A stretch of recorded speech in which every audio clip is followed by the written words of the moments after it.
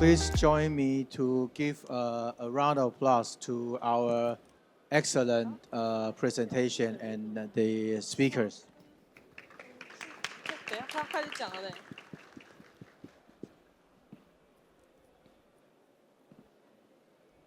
I know that we don't have much time. I originally intend to provide a summary of each presentation, but overall we have only a few minutes left. So I think I would like to identify that the resilient corridor by using the quote that General KT mentioned, the ring of fire. I think the real tangible content of the resilient corridor refers to the rings of, not fire, the rings of safety. And also, what is the content of the rings of safety? I would say that is the ecosystem. So for the previous 4 wonderful presentations, we witnessed the progressive development of the government's policy, practice, and promotion, and the international partnership with the keen engagement and collaboration. But particularly the industrial input with the introduction of the smart technology and also the partnership that Xiaowei just demonstrated. So not only disaster is everywhere, but the awareness of disaster preparedness and prevention is also everywhere. So with that, I think I would like to kick off today's discussion, the forum. By first, I would like to collect a few questions or comments from the floor that maybe you can raise your question and address to specific speakers. And then he or she can reply with and interact with our audience. So first of all, is there any distinguished guest or friends who would like to raise questions, issues, or give your comments to our summit today? So anyone?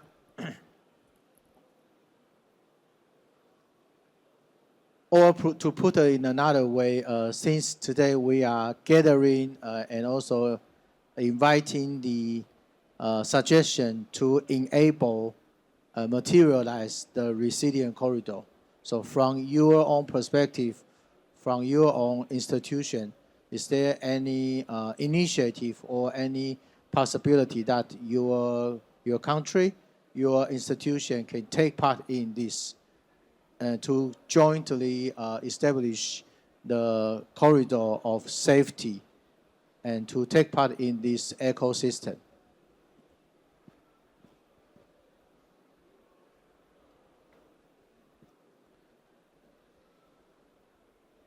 So if no, not for at this moment, I think I have 2 follow-up questions to our distinguished speakers. Since we learned from your presentation that the ecosystem is very important, not only from the government, the public sector's partnership, but also the reach out to the industry or even to the general public. So we see the example of the disaster prevention preparedness kit and also commodity, and that attract the general public to prepare, to purchase. Those constitute an ecosystem.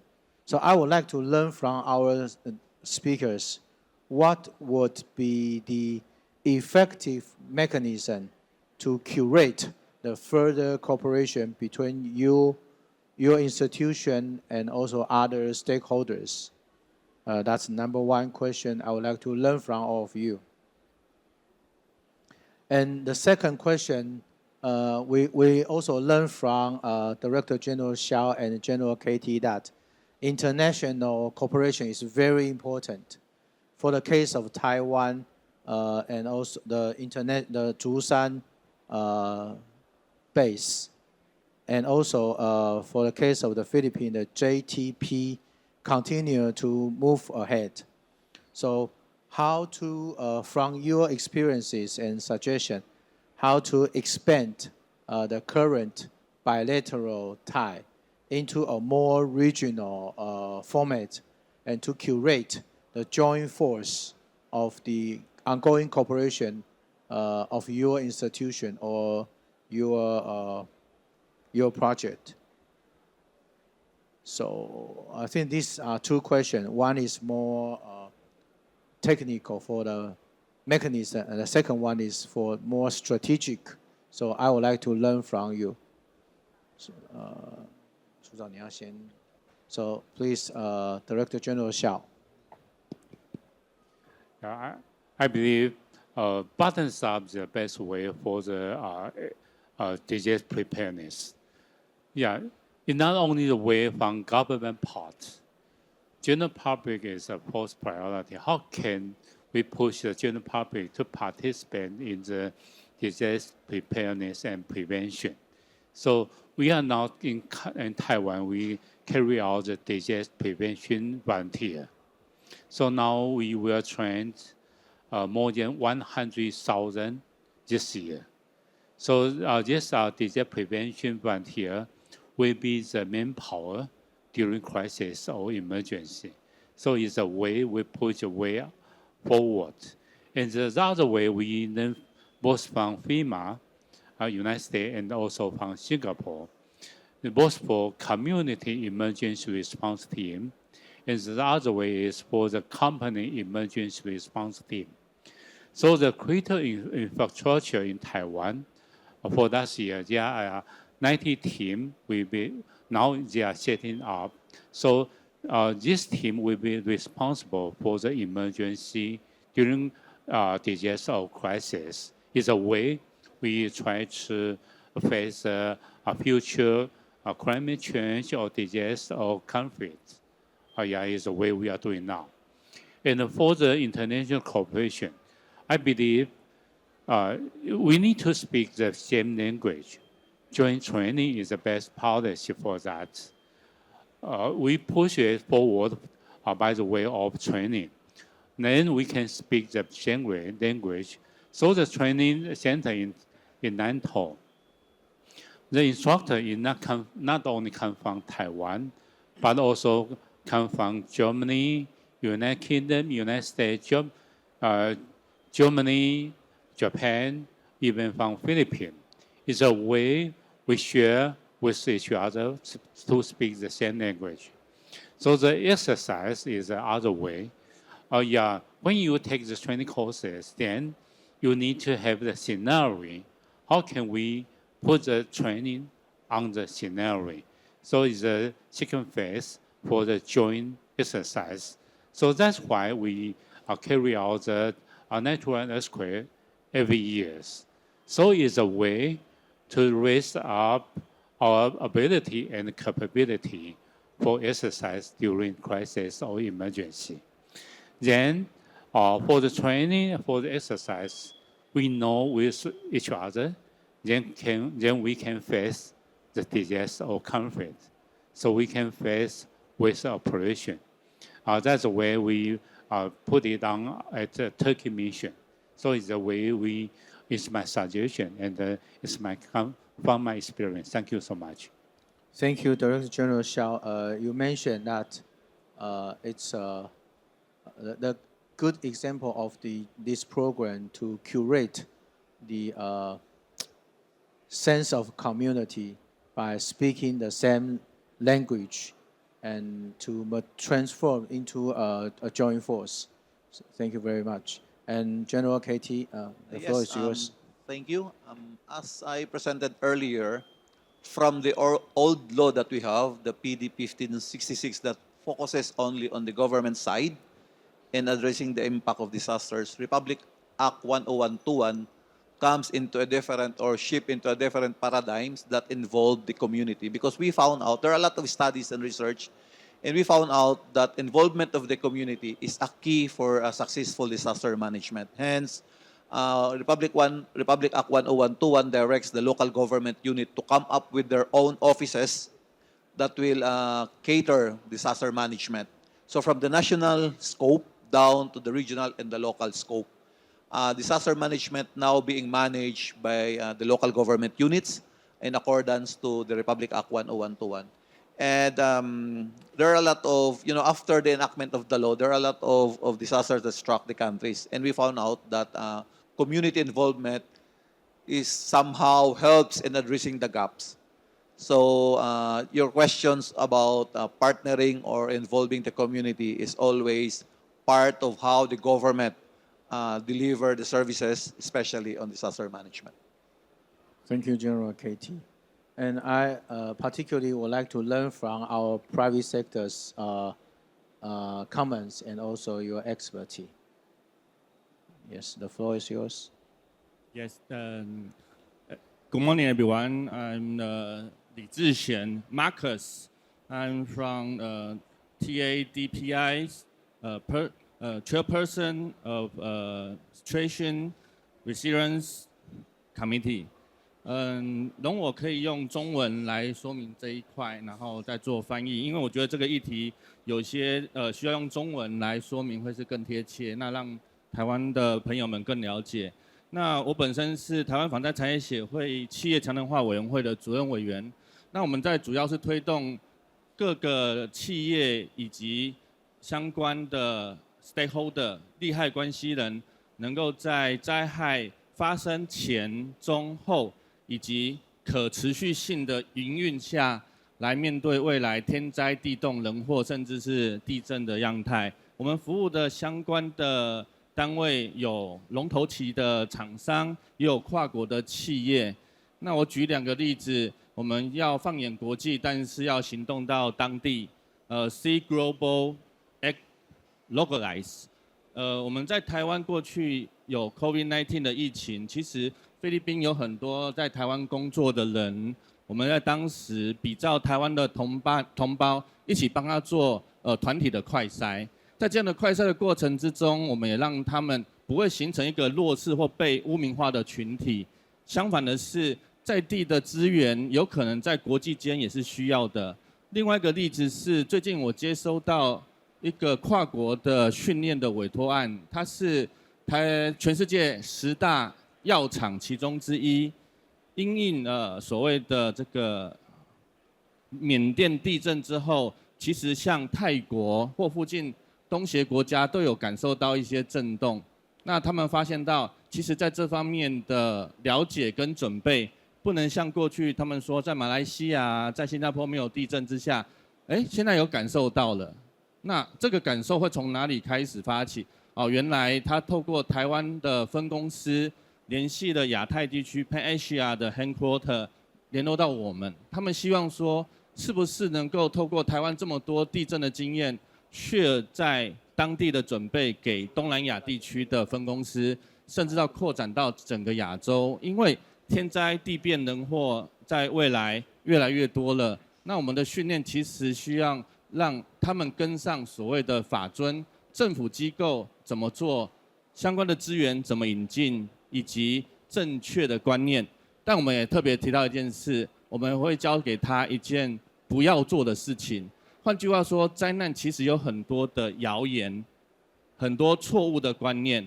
那在很短的时间之内，不要做不对的事情，其实对这些人的认知 awareness 是有帮助的。我们来做一件事，启发还有灾害弱势的人，能够重新检视这个既是黑暗又是光明的未来。以上是我们在师部门以公司协力的角度 ，See global, act localize. Thank you for your comment to share the experiences of the private sector serve as the interface to reach out to the network of their private sector branch and also to curate the public awareness to identify the information, especially there are a lot of disinformation spreading during the disaster. and we need to understand what is the false information, and the private sector can serve as a very important role to facilitate the correct communication and also those information sharing process. Last but not least, Thank you. we invite. Yeah, thank you. Thank you. Thanks to the disaster prevention, the data is more important. The right data, and we collect the right data to use the data and publish to the data, share to our citizen is very important.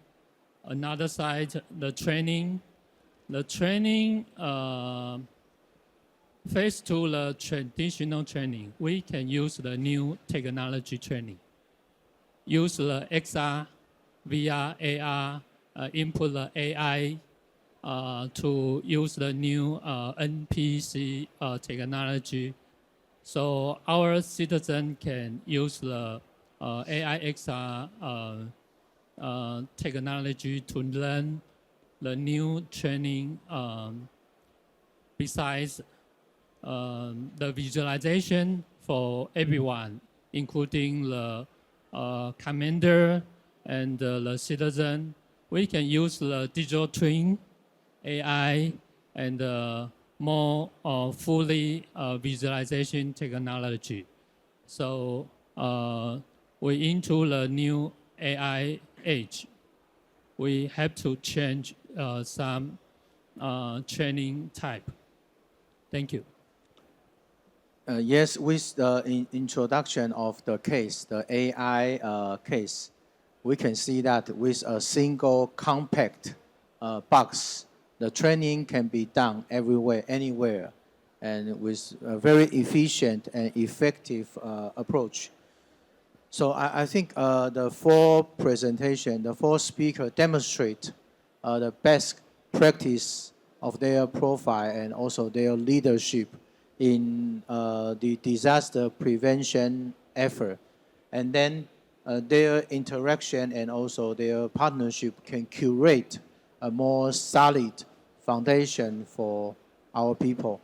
And I would like to wrap up today's forum by again identifying the four pillars or the 4P as the core value of the practice of the resilient corridor. That is, all the best practice address the people-centered focus, and through a very progressive mindset and measure that materialize through the partnership and the friendship and even the brotherhood between General KT and also Director General Xiao and also the firefighters in Taiwan and in the Philippines. They joined the firefighting together. Even during the training program, I took part in the firefighting process, and that shows a strong sense of community. And then through this joint effort and through the materialization of the resilient corridor, we can make our property secure and make our people more safe. With that, I will wrap up this interaction and also this forum. Thank you very much for paying attention to this topic and also join today's summit. Thank you, and please return sometime next year.